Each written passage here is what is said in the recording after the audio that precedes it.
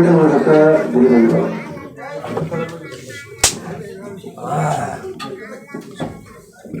আসসালামু আলাইকুম রহমতুল্লাহ। দীর্ঘ সময় কথা হয়েছে, 2 ঘন্টা 2.5 ঘন্টা হবে। একটা কথা আমি বলতে চাই, এই গুচ্ছগ্রাম সর্বগিরা বিশেষ করে 9 নম্বর ওরা কেউ আমাদের শত্রু নয়। আমাদেরকে কেউ ব্যঙ্গাত্ম করছে, কিংবা কেউ আমাদের সমপর্যায়ে নয়, কিংবা জ্ঞানে গরিমায়, কিংবা লেখাপড়ার সমপর্যায়ে এরকম নয়, ভাবা যাবে না। সুতরাং ওদের জীবন গেছে ফার্স্ট ইন ফার্স্ট, অতীত গেছে, ওদের ভুলে যাওয়ার মতো আমাদের মন মানসিকতা আছে, চেতনা আছে, এবং আমাদের ওই বিশাল মানের একটা চিন্তাধারা আছে।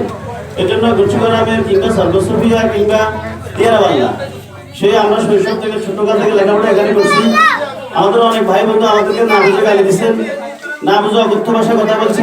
সর্বপ্রথম গুচ্ছগ্রাম যে লোকটা আমাকে রাজাকার বলে গালি দিচ্ছে, ওই লোকটাই সবচেয়ে আমাদের সমবয়সী হোক মুরব্বী হোক, আমরা সবসময় তাদের দুঃখে সুখে থাকবো ইনশাআল্লাহ।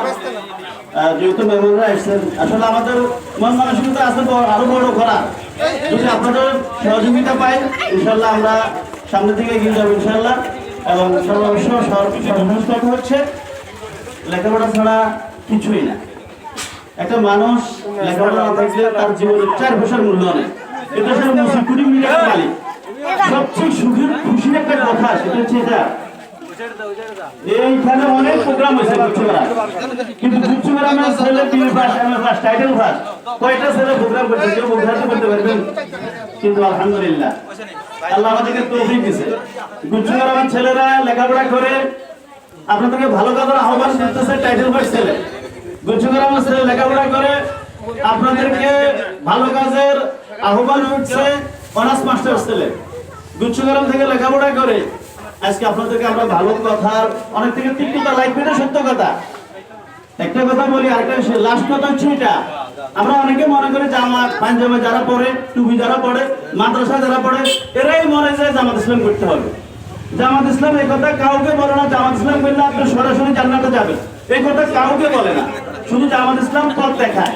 আপনার থেকে ভালো যদি লাগে, অন্যান্য দল থেকে যদি ভালো লাগে যে দলটা ভালো, এই দলটা দিনের প্রতি আহ্বান করে, তাহলে নির্দ্বিধায় এই দলটাকে কবুল করেন, এই দলটার জন্য দোয়া করেন। এবং এই দলটার জন্য, এই দলটা যত রক্ত গেছে পৃথিবীতে আমার মনে হয় না কারো এত রক্ত গেছে। এজন্য যে জমি, আমি আবারও বলি, যে জমিতে যত রক্ত যায় ইসলামের পতাকা তত পথ করে উঠবে ইনশাআল্লাহ। আল্লাহ যেন আমাদেরকে আমাদের জীবদ্দশায় ইসলামের পতাকাটা, কোরআনের রাজ, কোরআনের কথা আমরা শুনতে শুনতে তো অনেকে শুনলাম, অনেক দেখলাম, একটিবার দেখি কোরআনের রাজটা কেমন হয়। যেহেতু বাংলাদেশের সিস্টেম 5 বছর পরে অসুবিধা নেই, 5 বছর পরে চলে যাওয়ার সময় আছে। একটিবার ম্যান্ডেট দেখেন, জামাত ইসলামের কার্যক্রম যদি কার্যক্রম ভালো লাগে 5 বছর পরে বিদায় করে দিবেন। আমরা কখনো কারো কাছে কথা বলবো না, জামাত ইসলামের ম্যান্ডেট দেন, জামাত ইসলামের লোক তৈরি করেন, আমরা কাউকে কাছে বলবো না, ওয়াদা দিলাম। আল্লাহ আমাদের সকলকে নেহায়াত দারাজ করুন। উপস্থিত যারা এখানে আছেন আমরা দোয়া করি, আল্লাহ সকলকে খাঁটি মুসলমান, খাঁটি মুমিন ওয়ার তৌফিক দান করে। ওয়া তৌফিক ইল্লা বিল্লাহ। আসসালামু আলাইকুম ওয়া রাহমাতুল্লাহ। উপস্থিত আছেন পাঁচতম কর্মকর্তা ইউনিয়ন বাংলাদেশ জামাত ইসলামের সম্মানিত সেক্রেটারি জনাব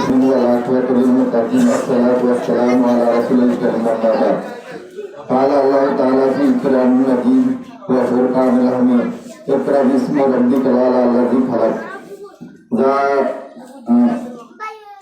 الحق وجاء الباطل إن الباطل كان زهوقا قال النبي صلى الله عليه وسلم বাস্তবে তারা দেশ স্বাধীন করছে 1971 সালে।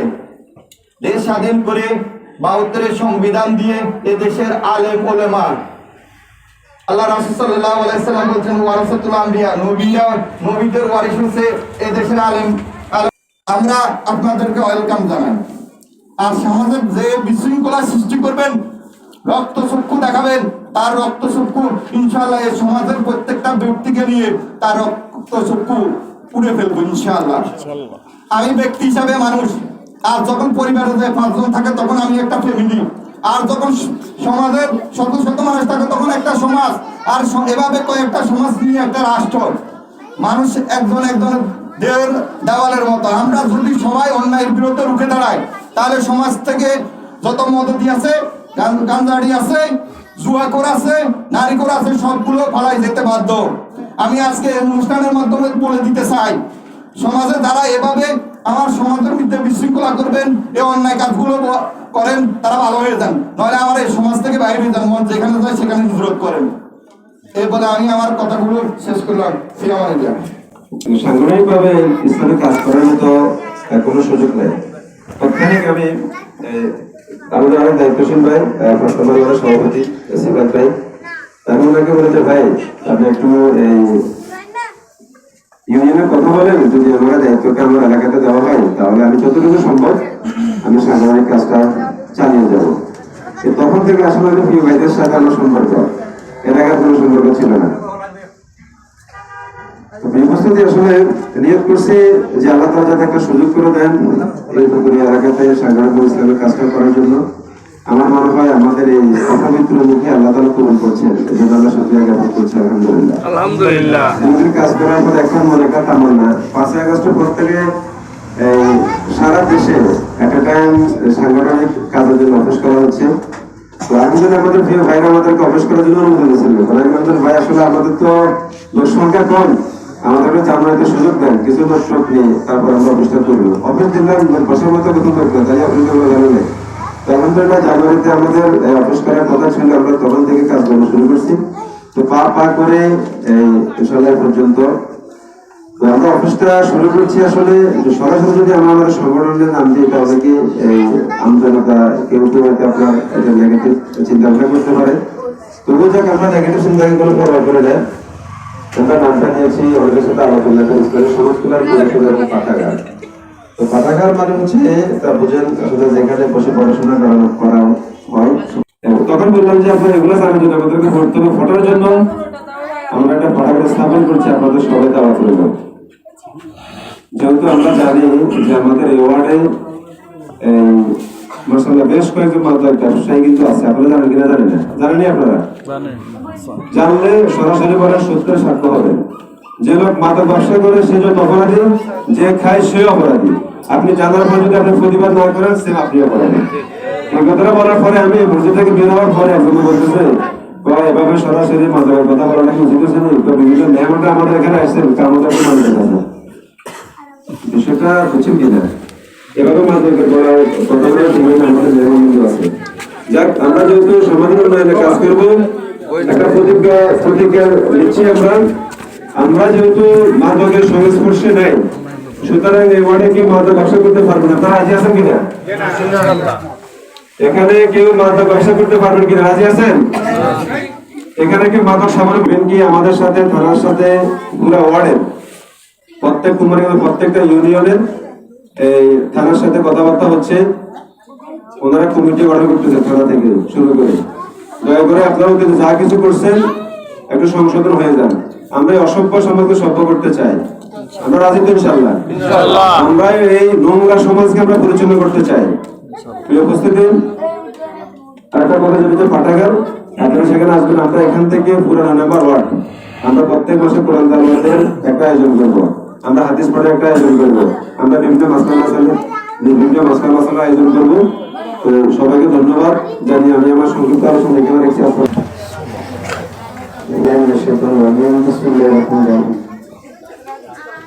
বাংলাদেশ জামাত ইসলামী বাইরে আমাদের কোনো উদ্দেশ্য কোনো আদর্শ কোনো কিছুই নাই। এই জন্য জেল হোক জুলুম হোক যেটাই আসুক, হিজরত আসুক, আমাদেরকে আমরা এটাকে হাসি মুখে বরণ করবো। এবং আওয়ামী লীগের অনেক লোক বলতে বাধ্য হয়েছে যে এরা 20-22টা মামলা নিয়ে আবার হাঁটে কিভাবে, এরা চলে কিভাবে, এদের ঘুম আসে কিভাবে। আলহামদুলিল্লাহ আমরা আপনারা যারা আমাদেরকে চিনে জানেন জানাচ্ছি।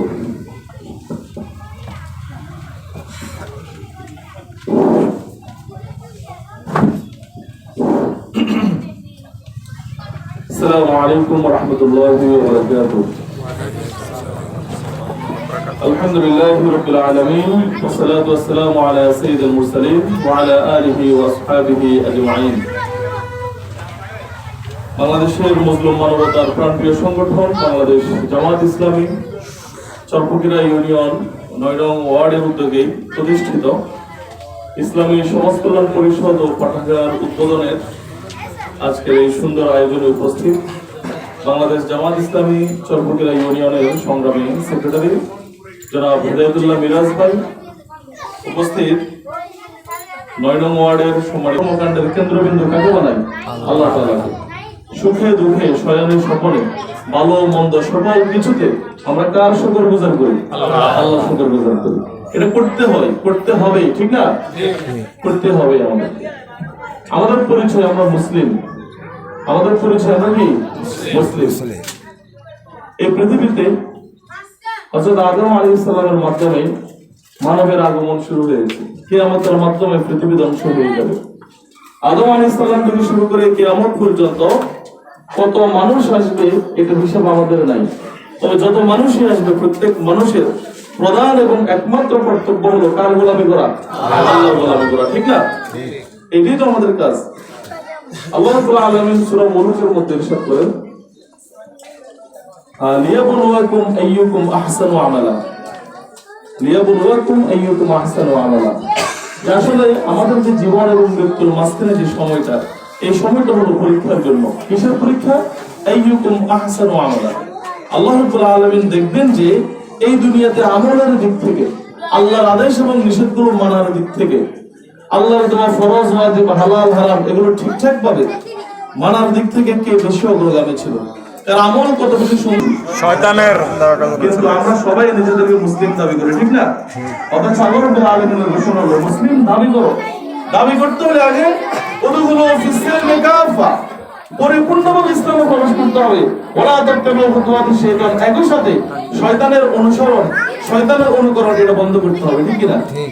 ঠিক ভাইরা আমার, এই জন্য আমাদেরকে আমাদের জীবনের প্রতিটি ক্ষেত্রে, প্রতিটি পরদে প্রতিটি পদক্ষেপে আল্লাহর দেওয়া বিধানের আলোকে জীবন পরিচালনা করার জন্য শপথ নিতে হবে। তবেই প্রকৃত মুমিন মুসলমান হওয়া যাবে, ঠিক কিনা? প্রিয় ভাইরা আমার, দেখেন এই দুনিয়ার হায়াত শেষ হয়ে যাবে যে কোনো দিন, ঠিক না? আমাদের অনেকের বাবা নাই, ঠিক না? অনেকের দাদা নাই, দাদার পিছনে কেউ নাই, ঠিক কিনা? দেখেন এক একজনের যে বাড়িতে বসবাস, আমাদের 100-200 বছরের বসবাস, এই যে 200 বছর আগে আপনার বংশের যে মুরব্বী এসে এখানে বাড়ি করেছিল তিনি তো নেই, তার ছেলে মেয়েরাও নেই, তার পরের প্রজন্মও নেই। আজকে আমরা আছি, কালকে আবার আমরাও থাকবো না, ঠিক না? সবাইকে বাড়ি জমাতে হবে কোথায়? কোথায় বাড়ি জমাতে হবে? একজন ঈমানের দাবিদার হিসেবে, একজন প্রকৃত মুসলিমের দাবিদার হিসেবে আমাদের প্রকৃত সফলতা দুনিয়াতে দরকার নাকি আখিরাতে দরকার? এটা শুধু তো সবাই একমত নাকি?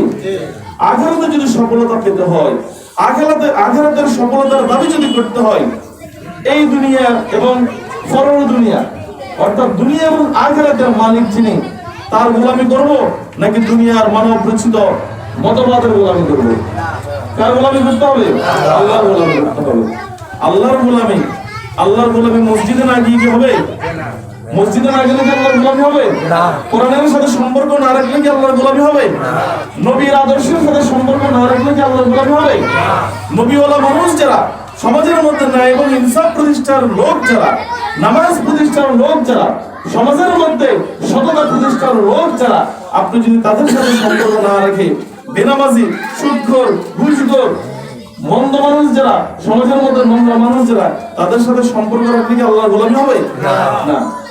এই যে আপনারা অনেক বুদ্ধিমান, সবকিছু আপনারা বুঝেও আমরা কেন আমরা পা দেওয়ার ক্ষেত্রে আল্লাহর পথে পা না দিয়ে শয়তানের পথে পা দিই কেন? প্রিয় ভাইরা আমার, এই জন্য আল্লাহ রাব্বুল আলামিন অনেকটা আমাদেরকে সতর্ক করে দিয়েছেন, ওয়ালা তামুতুন্না ইল্লা ওয়া আনতুম মুসলিমুন। খবরদার মুসলমান না হয়ে মৃত্যুবরণ করো না, মুসলমান না হয়ে মৃত্যুবরণ করো না। আর মুসলমান হতে হলে আপনাকে ইসলামের সকল প্রকার বিধিবিধান গুলো ঠিকঠাক ভাবে মানার জন্য চেষ্টা করতে হবে। প্রিয় ভাইরা আমার, নামাজ পড়ার জন্য আল্লাহ তাআলা যেমন বিধান দিয়েছেন, রোজা রাখার জন্য যেমন বিধান দিয়েছেন, পরিবার পরিচালনার জন্য আল্লাহ তাআলা বিধান দিয়েছেন। এখন আপনি নামাজের বিধান মানলেন, পরিবারের বিধান মানলেন না, আসলে কি আপনি ইসলাম মানছেন? না। আচ্ছা, নামাজেরটাও মানলেন, রোজারটাও মানলেন, পরিবারেরটাও মানলেন, জানাজার বিধানটাও মানলেন, বিয়ে শাদীর নিয়মের বিধানটাও মানলেন, ব্যবসা বাণিজ্য করার ক্ষেত্রে আল্লাহ বিধান দিয়েছেন কিনা? তো ব্যবসা কিন্তু আল্লাহর বিধান মানা লাগবে কিনা? এই যে সমাজ এবং রাষ্ট্র পরিচালনার ক্ষেত্রে কি আল্লাহর দেওয়া বিধান আছে কিনা? আছে না? সেটা যদি না মানেন আসলে কি প্রকৃত অর্থে আল্লাহকে মানা হলো কিনা? দল এবং সংগঠন করার ক্ষেত্রে আল্লাহর দেওয়া বিধান আছে কিনা? আছে। আমরা কি মানি এগুলো? মানি না। আমরা হইলাম শবে বরাতের দিনের মুসলমান, আমরা হইলাম শবে কদর রাতের মুসলমান, আমরা হইলাম শুক্রবারের মুসলমান, আমরা হইলাম জানাজার নামাজের মুসলমান, আমরা হইলাম বিয়ের সময় ইজাব আর কবুলের মুসলমান।